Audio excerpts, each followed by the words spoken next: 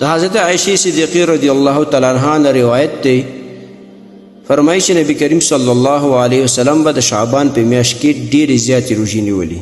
د حدیث مخکې بیان کړی و، خو دې کې یو خبره دا کول دله غواړم چې نبی علیه الصلاة وسلام به د شعبان په میاشت کې دا اوس چې کومه میاشت روانه ده په دې کې به نبی علیه الصلاة وسلام ډېرې روژې نیولې.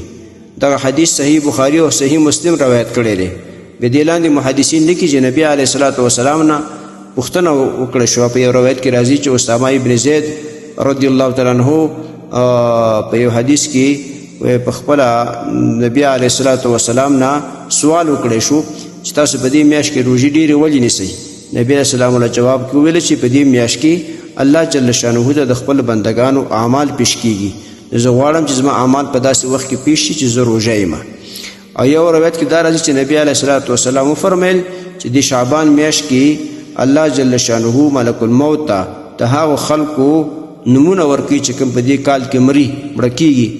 نو زه غواړم چې زما نوم د مرګ فرست په دې میاشت کې الله جل شانه ملک الموت ته ورکوي، په داسې وخت کې ورکوي چې زه روژه یم.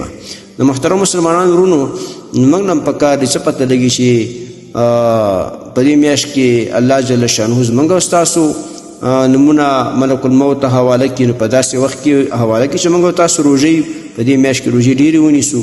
او بل دا په دې میاشت کې چې الله جل شانه ته زموږ او ستاسو اعمال پیش کیږي، نو چې په داسې وخت کې وړاندې شي ورته چې موږ او تاسو روژه یو.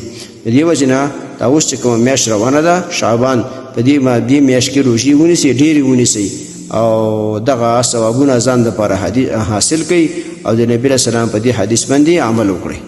محترمو مسلمانانو ورونو، تاسو ته چې کوم روزانه د حدیث د مفهوم راځي نو د مهربانۍ او د ثواب له مخې نورو مسلمانانو ته لیږدوئ او شیر کوئ. والسلام.